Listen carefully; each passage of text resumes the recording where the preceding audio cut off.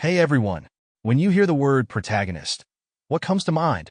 Maybe someone with godlike power, mountains of treasure, a harem following them around, or a cool status window displaying their every power-up and stat increase, right? Well, today's story has all those things you'd expect in a protagonist. Just, not quite the way you'd think.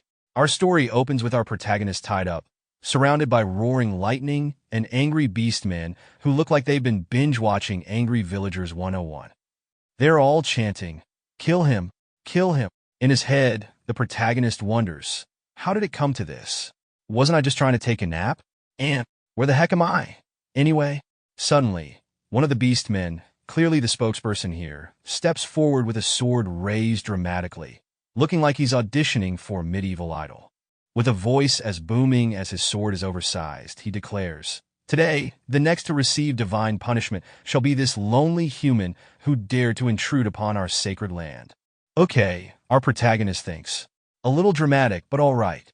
The Beastman continues. For thousands of years, our land, the secret territory of the beast folk, has been hidden from the outside world. And now, for the first time, a human has dared to set foot here. At this, the crowd goes absolutely wild. Like free t-shirt level wild. Some shout, "This is an act of war," while others go with the classic, "Bring down divine punishment upon this human who broke our sacred covenant." Our protagonist feels the panic rising, like he's just been called to the principal's office times 1,000. I was literally just in a cave 5 minutes ago. Is this how I'm gonna go? Really? Then memories start flashing back to him, all the way to 5 hours ago. He recalls a man approaching him outside a restaurant, yelling, "Hey Tsuyoshi, hurry up and finish eating." This guy, someone our protagonist vaguely knows but mostly ignores, lifts the curtain dramatically with one hand, calling out like he's giving some great speech. "Don't dawdle today." Once we're inside, there are 2 other cleaning teams besides us. If you slack off, you won't even get a scrap of metal. The protagonist, eyes glued to his noodles, looks up mid-slurp and asks, "Why are so many people showing up for just a C-rank cave?" The man shrugs, replying, "It's the times we live in. More and more cleaners everywhere. It's not like we're heroes or anything, But Tsuyoshi's barely listening, focusing intently on his meal as though it's his last meal on Earth. Which in hindsight might have been foreshadowing. Just then, a loud voice cuts through the restaurant noise. "Get ready, everyone. The heroes are coming." Our protagonist's friend gives him a nudge. "All right, noodles are done, let's go." Tsuyoshi slurps up the last of his noodles, sighing dramatically. "Goodbye, delicious noodles." I get it. Their cleaning team gathers at the cave entrance, looking like a mismatched group of tourists about to brave a haunted house. The leader, trying to sound tough, mutters, "Even if it's just a C-rank cave, I get chills every time we get close to one." He shivers a little, but quickly tries to play it off.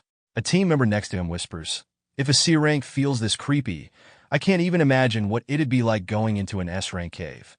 Their leader stands at the entrance, squinting at the dark shadows inside. "Yeah, at least this one just has a few. Slightly suspicious dark lines." He's barely finished when 2 heroes, actual heroes, stride out of the cave as if they own the place. The first hero is a young guy in golden armor, so shiny it's probably causing temporary blindness for anyone who looks directly at it. Next to him stands a girl with a spear, looking cool, calm, and possibly thinking about how amazing her hair looks in cave lighting. The warrior grins at her. "Looks like we scored an easy reward. Guess we made out pretty well, huh?" She gives him a polite smile, totally chill. "Yeah, I guess we did." As if clearing out a cave full of monsters was just another Tuesday. From the cleaning crew, someone sighs in awe. "Heroes are so cool. If I could be one, I'd be rolling in cash right now." The guy next to him just scoffs. "Quit dreaming, man. You're a cleaner because you flunked the awakening test. Face it, we're here to mop up the crumbs." Awkwardly, one of the cleaners musters the courage to nod at the heroes and says, Thanks for, all the hero ing. Can we, going now?" The girl with the spear gives a friendly wave. "Sure, go ahead. All yours." The story follows Tsuyoshi Tsukishiro, our not-so-heroic protagonist, whose glamorous title is Stress Collector. That's right, he's part of the cleaners, the guys who venture into monster caves after the heroes have mopped up most of the mess. It's like being part of a rock band, except without the fame, the fans, or the rock music. For Tsuyoshi, who couldn't pass the awakening test because of his weak physical constitution. Becoming a hero was always a far-off fantasy. But hey, a guy's gotta eat. Inside the C-rank cave, scattered remnants of defeated monsters lie around like leftovers from a particularly wild Friday night, and cleaners sift through the rubble, hoping to find anything even remotely valuable. Someone calls out, "This is a small ruined cave, so it's not too big. It'll close in 4 hours. Let's wrap up and meet back here." Got it. The cleaners, including Tsuyoshi, all nod like seasoned pros and set off into the dark, dusty depths. As Tsuyoshi digs through the debris, he spots a fragment of a shield, and his eyes light up. "A shield fragment," he exclaims, lifting it up like he's found treasure. Finally, something that might actually sell for more than a pack of instant noodles. A fellow cleaner, watching him from above, chuckles. "Hey, looks like luck's on your side, Tsuyoshi.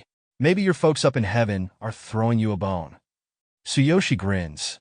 "Maybe so. All right, I'm heading a little deeper to see if I can find a matching shield, or at least a matching dent." His friend nods, calling after him. "All right, just don't forget to meet us back here in 3.5 hours." Tsuyoshi waves in agreement and heads further into the cave, optimism just barely outweighing the smell of monster guts. 3 hours later, he's combed through more debris than he ever wanted to see in his life, and his treasure count stands at 1 shield fragment. He sighs. Great, just 1 lousy piece. Even the dust mites are disappointed. Just then, a shout rings out from behind him. "Tsuyoshi, it's almost time to meet up." Yeah, I'm wrapping up," he calls back, but he's still scouring the ground. 1 lousy fragment isn't enough to pay for 1 day of Karina's medical bills, he thinks, feeling the weight of it. Suddenly, something catches his eye, a faint glow coming from. "Oh well, what's a random wall doing in here?" He wonders, approaching it like it might magically contain an 18. Leaning over, he peers inside and sees a skeletal hand gripping something that shines like it's auditioning to be in a jewelry commercial. "Whoa, that's a ring," he whispers.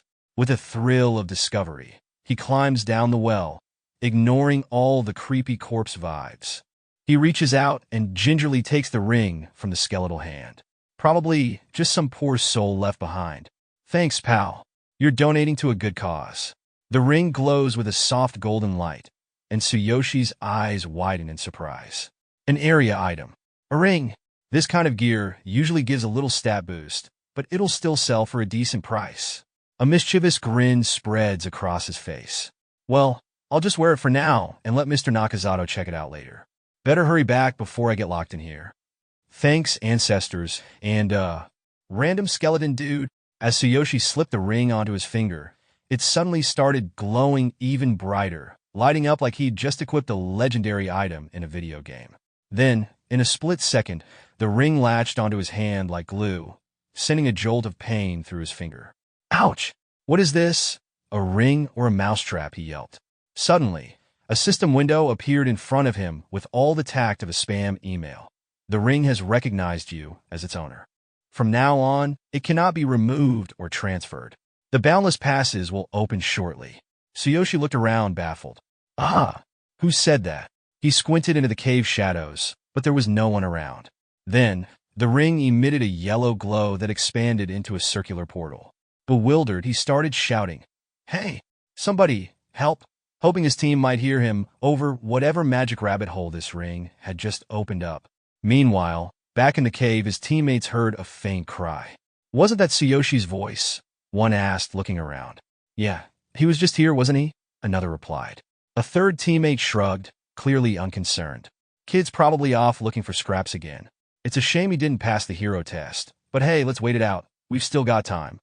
But before anyone could blink, Tsuyoshi was engulfed in golden light, his final, "Hey wait," disappearing into silence.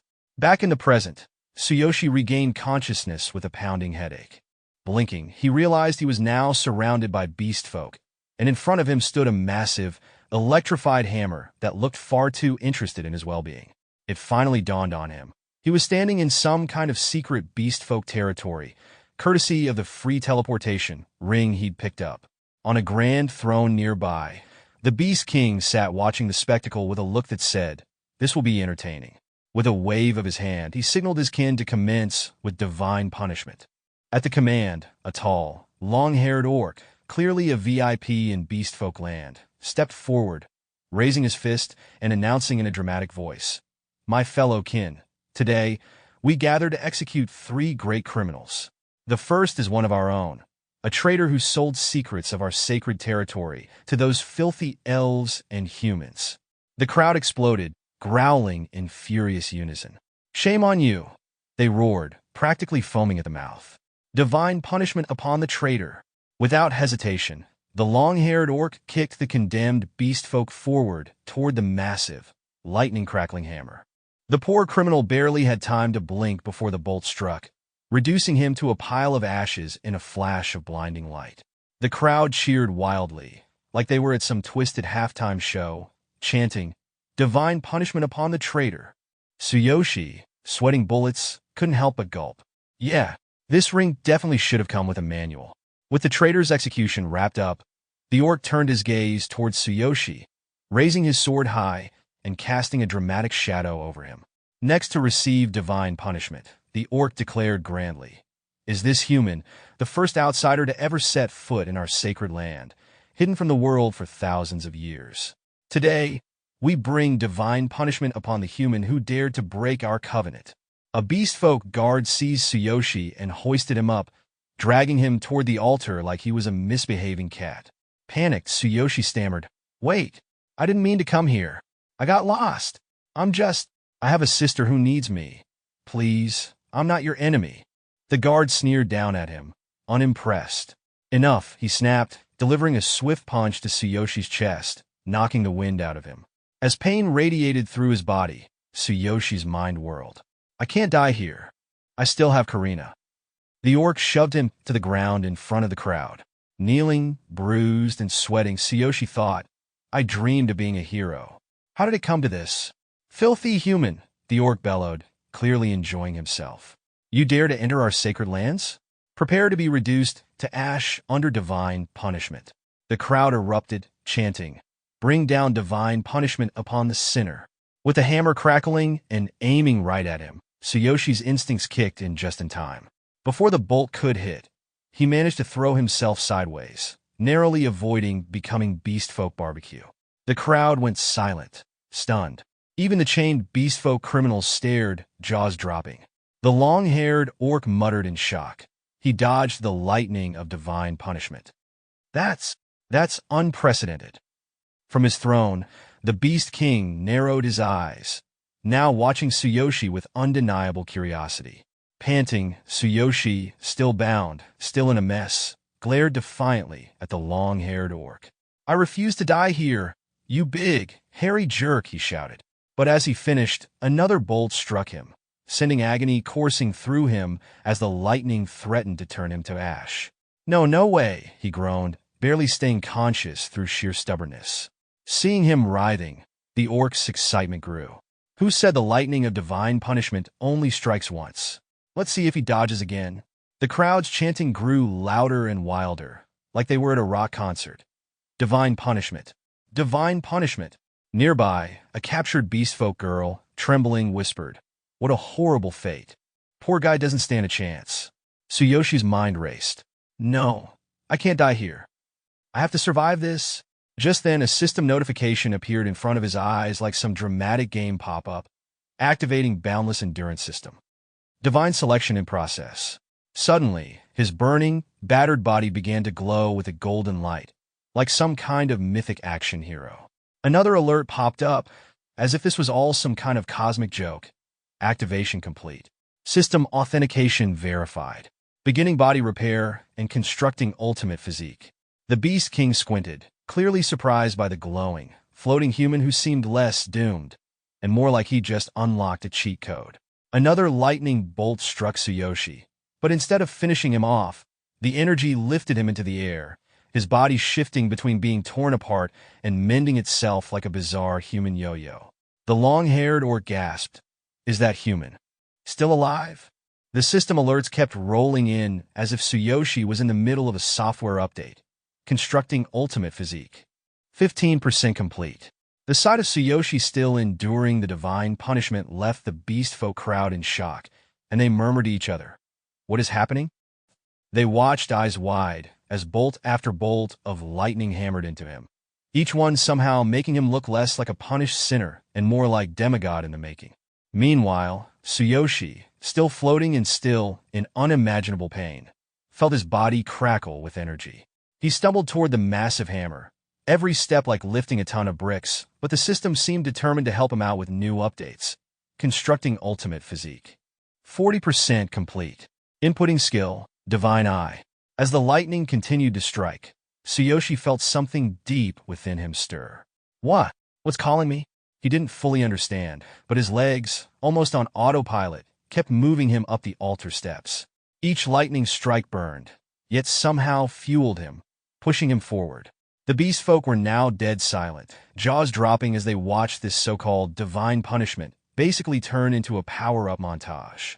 That guy, one whispered, eyes wide. Is he leveling up? The system chimed in again, dead set on updating him like a phone that just wouldn't stop. Constructing ultimate physique. 60% complete. Inputting skill, divine consciousness. Inventory. Inputting skill, absolute duplication. Tsuyoshi, half in shock, half on the verge of blacking out, had just one thought. At this rate, I'll be stronger than the heroes who left me in the dust. Tsuyoshi was just a few shaky steps from the hammer. The beast folk watched in paralyzed awe, jaws dropping as this hopeless human edged closer to the legendary weapon. Then the system decided it was time for yet another update. Constructing ultimate physique. 80% complete. The long-haired orc, practically tripping over his own feet, stammered. Impossible. Only the Divine King himself has ever gotten this close to the Divine Hammer. Up on his throne, the Beast King's eyes gleamed, suddenly looking more like a spectator at the world's weirdest sporting event. Is that human? Is he really trying to lift the Divine King's hammer? He muttered, sounding both impressed and a little offended. The lightning around the hammer crackled louder, roaring as if it, too, couldn't believe what it was seeing. Tsuyoshi, every nerve buzzing, forced himself closer. Are you calling for me? He wondered, his mind reaching out in a mix of determination and confusion. What do you even want from me? Finally, his hand brushed the hammer's cold surface, and the system jumped in like a game master with a flair for the dramatic. Ultimate physique construction complete. Special status. Chosen 1 activated. The second his fingers touched the handle, the sky erupted in a flash of lightning, like someone had just cranked the volume all the way up.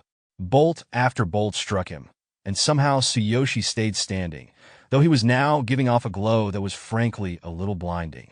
His eyes shone like they'd just been plugged into the world's brightest power outlet. In the silence that followed, the beast folk gawked as Tsuyoshi, now wrapped in lightning, gripped the hammer and, with a determined grin, lifted it off the ground. He could feel its weight, its power, and he couldn't help thinking, all right, Divine Hammer. You called me, so I'll put your power to good use. With a mighty swing, he sent a shockwave through the room, rattling the walls and sending dust flying. The beast folk stumbled backward, slack-jawed, like they'd just witnessed the world's most epic plot twist. Just as Tsuyoshi was catching his breath, a system notification cheerfully popped up. Congratulations! You have acquired the Divine Hammer. Level up. 3. Current unlocked power of Divine Hammer. 0%. Due to insufficient capability, the full power of the Divine Hammer cannot be demonstrated.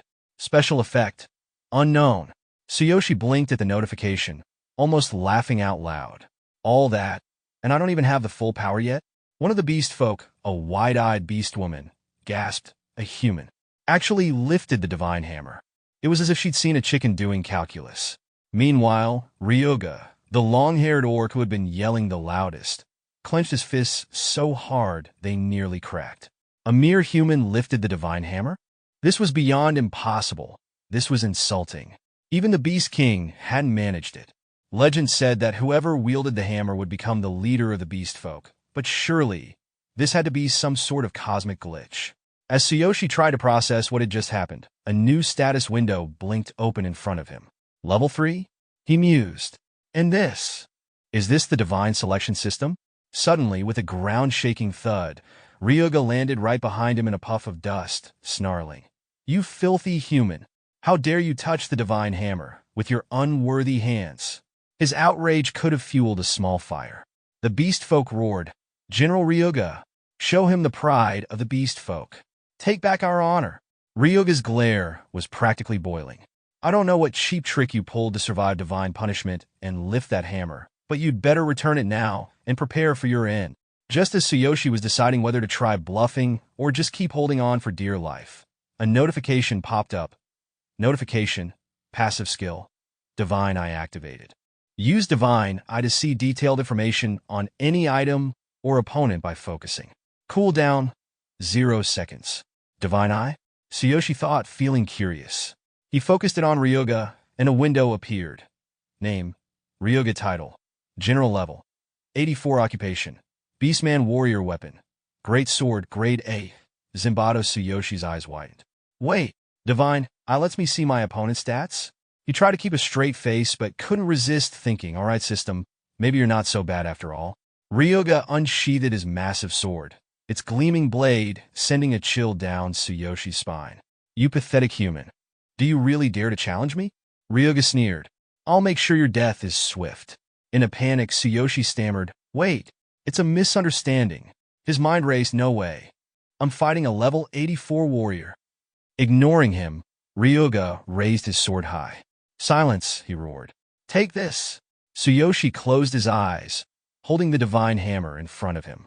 Listen to me, please, he pleaded, trying to sound less like a terrified mouse. The beast girl couldn't take her eyes off Tsuyoshi. She thought to herself, the human is done for.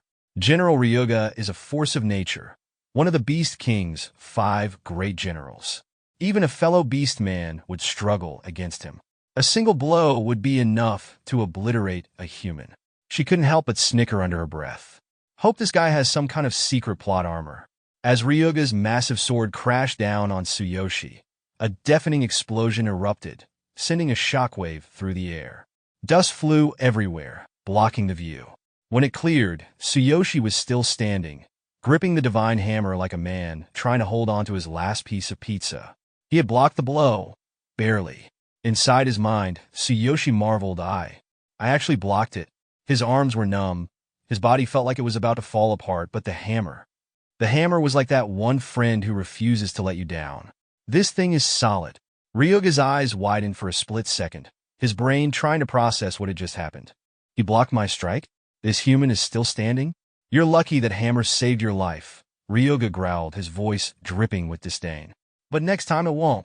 Tsuyoshi, breathing raggedly, tried to explain in a tone that was almost begging. I'm telling you, it's a misunderstanding. I'm not even supposed to be here. I'm just trying to make it back home. To my sister. He paused, looking up at Ryoga with wide eyes. I swear, I don't even know how I picked up this hammer. Ryoga's sneer deepened, but then he narrowed his eyes. Without another word, the general lunged forward, his massive hand reaching for Tsuyoshi like a hungry bear pawing at the last cookie on the table. Enough talk, human. Ryoga snarled, his fingers closing around Tsuyoshi's torso. Ryoga lifted Tsuyoshi effortlessly, his grip like a steel vise. Gotcha, he thought, a cruel grin spreading across his face. I'll toss him into the sky and finish this with earthquake smash. That'll teach this puny human not to mess with me. Ryoga swung Tsuyoshi up and hurled him high into the air. Tsuyoshi's world spun as he hurtled upward like a ragdoll, gravity playing its usual cruel game. But as he ascended, a system notification suddenly popped up right in his face. Notification. Active skill. Absolute replication activated. Usage. Sense opponent's heart with your hand and choose one skill to replicate. Cooldown. 0 seconds. Note. Only one skill can be stored at a time. Replicating a new skill will replace the previous. Tsuyoshi blinked. Wait, what? I can steal his skill? He quickly read through the message. I need to touch his chest. If I can just get close enough. As he began his descent, Tsuyoshi flailed a bit, awkwardly twisting his body to face Ryoga. With an impressive display of mid-air clumsiness, he extended his hand toward the general's chest. In the most uncoordinated, unheroic moment of his life, he managed to brush his fingers across Ryoga's chest just as he flew by. The system chimed triumphantly. Skill replication complete. Heaven Seeker fully replicated. Meanwhile, Ryoga was still in the middle of processing the fact that a human was flying through the air like a confused pigeon. But now, his anger was more than just a simmer. He was officially done. You miserable insect! Ryoga bellowed, shaking his fist like a disappointed father scolding a child. "What did you do to me, human?" Tsuyoshi, now back on the ground, staggered to his feet, clutching the divine hammer.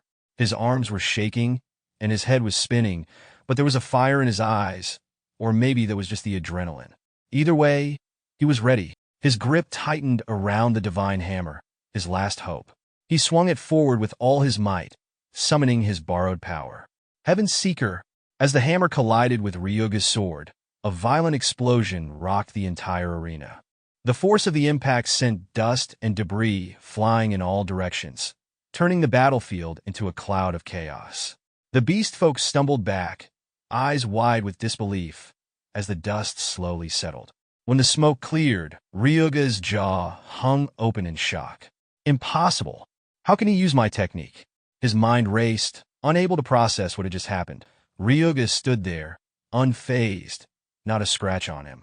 He looked himself over, utterly perplexed. What? It didn't hurt at all. It actually felt pleasant. He muttered to himself, as if trying to figure out whether he was dealing with a joke or a nightmare. Just as Tsuyoshi was about to lose all hope, a notification popped up before him. Notification.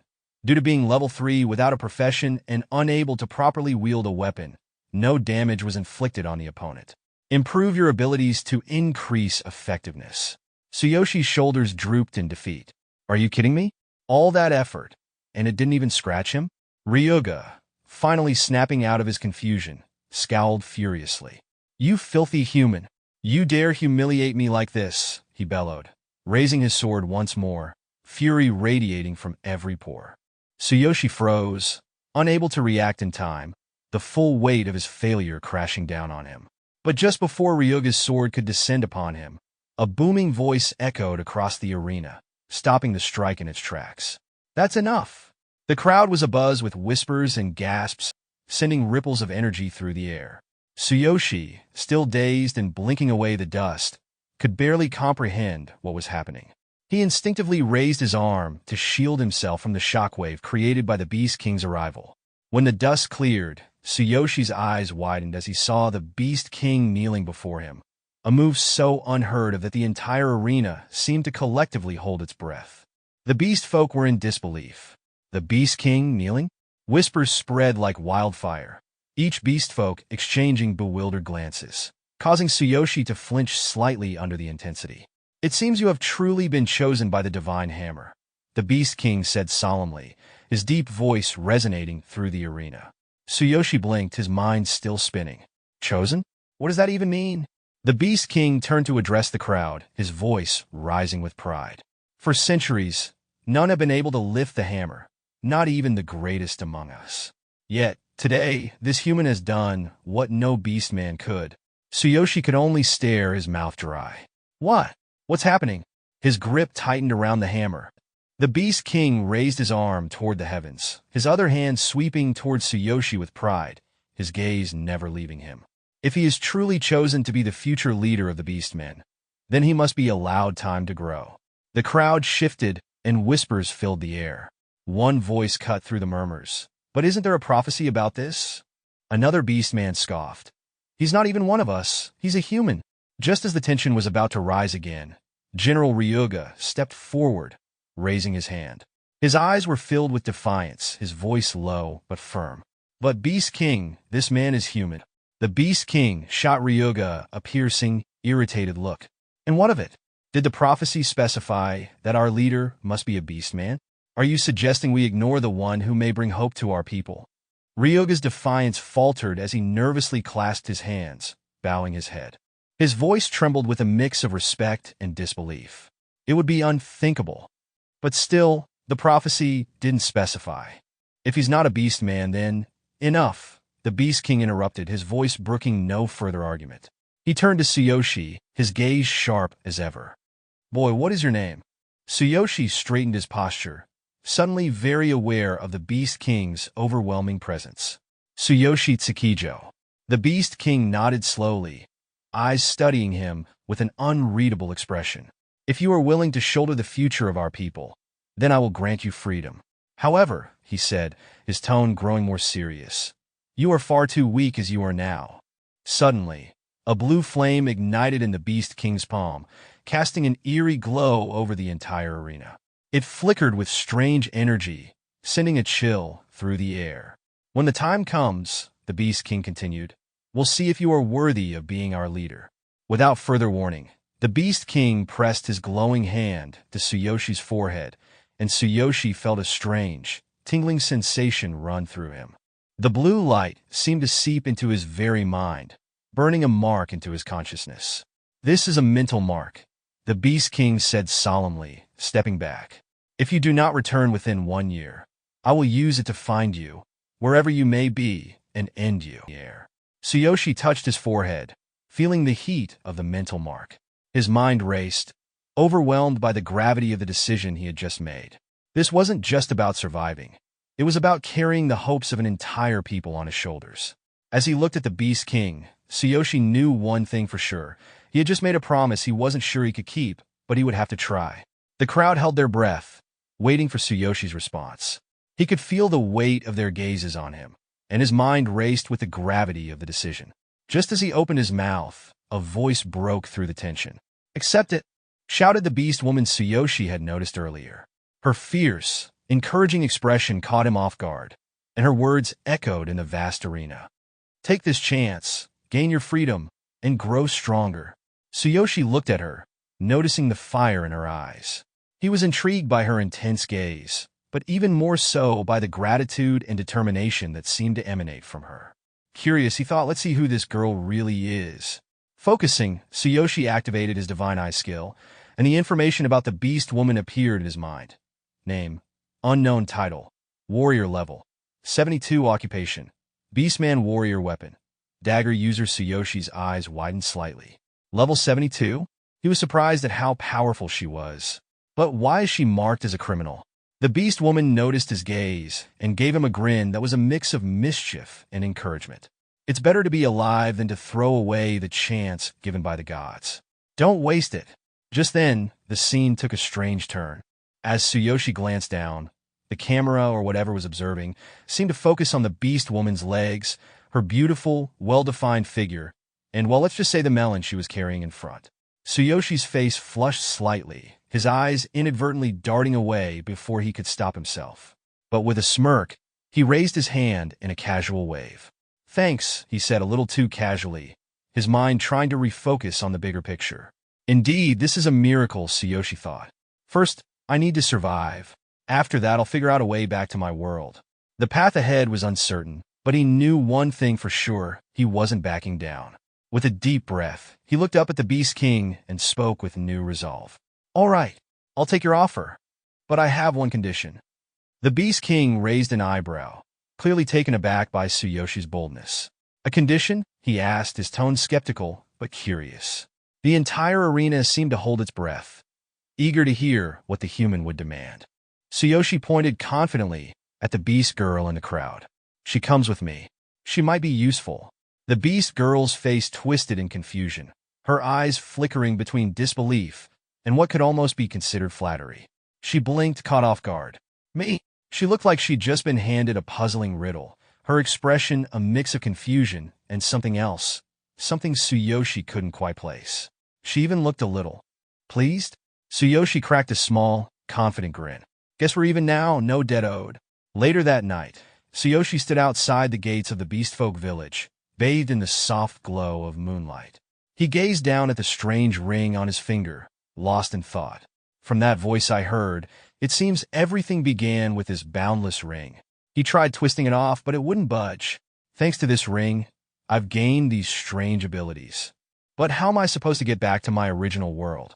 "Master, preparations are complete," a voice called from behind, snapping him out of his thoughts.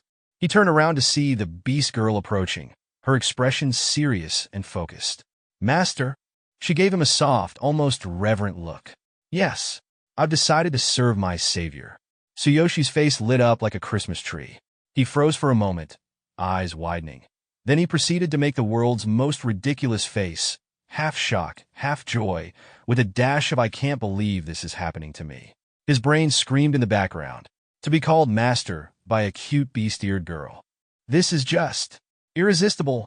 Trying to play it cool, Tsuyoshi forced a chuckle but it came out sounding more like a squeak. "Yuya, no big deal," he stammered, scratching the back of his head awkwardly. Act cool, don't mess this up now." His mind was racing, but his heart was doing flips. "Let's just get going then," he muttered, hoping she wouldn't notice the ridiculous grin he was desperately trying to hide. He rubbed the back of his neck awkwardly. "It's nothing much. Your words help me too. From now on, we'll support each other.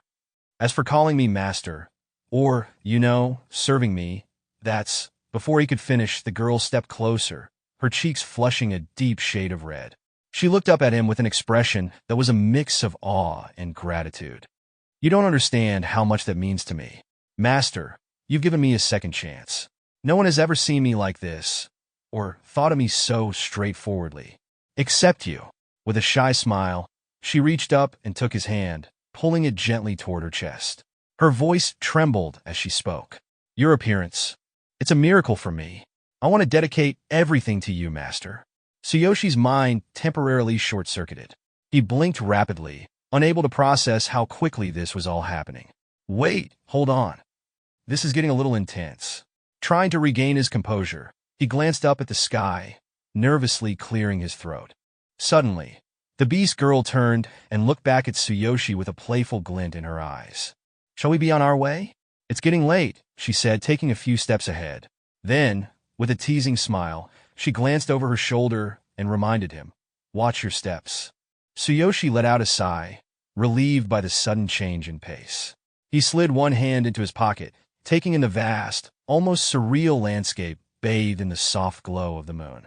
What an amazing otherworld, he thought, his gaze drifting over the unfamiliar terrain. The beauty of it all left him momentarily entranced. But then, a sharp pang of reality snapped him back. "No, what am I doing? Karina is waiting for me back home." He couldn't afford to get lost in the wonders of this world. His mission was clear. Just as those thoughts settled in, a familiar chime rang in his mind, and a system notification appeared.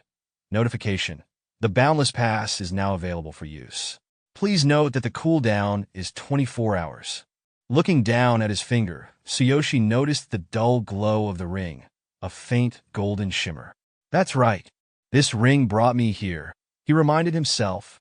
"If I can use it again, maybe I can return to my world." With renewed determination, he raised his hand, focusing on the ring. "Open Boundless Pass," he commanded, unsure but hopeful. Suddenly, a brilliant golden light enveloped him, spiraling around him like a whirlwind. It tugged at him with the same familiar force he had experienced when he first arrived. His heart raced with anticipation. This is it, he thought, his mind reeling with excitement. "I can finally go home." From a distance, the beast girl, noticing the swirling light, looked back at him in confusion. She called out, "Master," her voice carrying through the quiet night as she reached out toward him, but it was too late. The golden light surged around Tsuyoshi, and in a flash, he was swept away. The world around him blurred, and all that remained was the soft moonlight and the distant silhouette of the beast girl, frozen in the moment. And then, there was nothing but silence. In a rush of light, Tsuyoshi felt himself hurtling back through the boundaries of space and time, his body aching from the familiar sensation. The world around him twisted and bent before he finally stumbled forward, gasping for breath. The air was cool, but familiar, and as he looked around, the ground beneath his feet felt solid once more. "Am I back?" he thought, his heart racing. He took a deep breath, almost afraid to believe it. He quickly checked his status window, holding his hands together as if in prayer. Whispering under his breath, he muttered, "I did it. And my abilities, they're still here." The status window displayed: level 3 occupation, none weapon, none skill, none replicated skills, none divine consciousness inventory. Divine hammer, he raised an eyebrow. The divine hammer. It's still in there? Just then, another notification blinked across his vision. Notification: personal stats are shared across both worlds, but items are not. To use items from the other world, they must be placed in the divine consciousness inventory beforehand. Tsuyoshi sighed, placing a hand on the helmet still perched on his head. "So, since levels are shared, I can level up in either world, huh?" He scratched his chin, staring at the divine hammer in his inventory. "Guess I managed to bring this thing over because it was in the divine consciousness inventory." He paused, a thought suddenly dawning on him. Wait a second. Does this mean I'm still at level 3 here too? Before he could process this further, a voice echoed from above the well, cutting through his thoughts. What's all the commotion down there? Hurry up before the cave collapses. One of his teammates shouted, clearly annoyed. Tsuyoshi looked up, momentarily confused. Why are you all still hanging around? Old man, I've been gone for hours, he called back. But as the words left his mouth, something felt off. Tsuyoshi's brow furrowed as he climbed up the rope, his thoughts racing. What's going on? He thought, trying to make sense of the strange situation. I spent at least 5 hours in the other world. Something isn't right. From above, the team leader's voice broke through his thoughts. You've been here all along alone. Good thing I came back to get you. Now hurry up and get out of there. Another teammate added, don't dawdle. Once the cave closes, you'll be trapped in there forever. Tsuyoshi grabbed the rope, climbing with urgency. So that's it. He realized time must have been frozen here while I was in the other world. His mind spun as the implications sank in. Was time here completely still? His eyes widened. This is just like something straight out of a manga. When he finally emerged from the well, Tsuyoshi took a deep breath, looking around at his teammates, his heart still racing. Could it be that time is also frozen in that other world now? He couldn't help but wonder who the original owner of this boundless ring was, and how this strange phenomenon worked. The team leader stood at the top of the well, his arms crossed. Tsuyoshi offered a grin, feeling a sense of relief at being back. Right, old man? The team leader raised an eyebrow. What is it? Tsuyoshi chuckled, his mind momentarily distracted by his memories of the other world. With a playful smile, he replied, the next test is tomorrow, right? But as he spoke, something shifted within him. The playful tone faded, and his thoughts drifted back to the horrifying day when everything had changed. The first gate had opened, and their world had been thrown into chaos. Blood trickled down his forehead, a rough bandage clinging to his cheek as he sprinted through the streets, his sister unconscious on his back. Her breathing was shallow, and her body was cold to the touch. Nearby, an overturned police car blared a piercing siren, a symbol of the destruction that had followed the opening of the gate. Towering above them, a massive monster was smashing buildings like a toddler on a sugar rush with a stack of blocks. Its shadow loomed over everything like it was out to prove it was the king of hide-and-seek, and, spoiler alert, it was winning. From behind him, Tsuyoshi heard a tiny, frail voice. Big brother, I can't feel my legs. His little sister, Karina, whispered like she was trying not to scare away a butterfly, which was an unfortunate choice given that a giant monster was terrorizing the city. Her words filled him with dread, but he kept sprinting, eyes burning with a fierce red glow, like he'd just downed a double shot of hot sauce instead of adrenaline. Then, she whispered again, almost as if she was asking him to pick up milk on the way home. Are Mom and Dad okay? Before he could answer, boom, a huge explosion tore through the street. He stumbled, clutching Karina like she was his phone, and he'd just dropped it without a case. This cannot be happening, he thought, like some guy in a disaster movie who really thought he'd be the one to survive. He called out for his parents, his voice cracking in a way that would have been embarrassing if everyone else wasn't also screaming. As he staggered through the wreckage, the cries of people echoed around him, blending into what sounded suspiciously like a very apocalyptic remix. Then,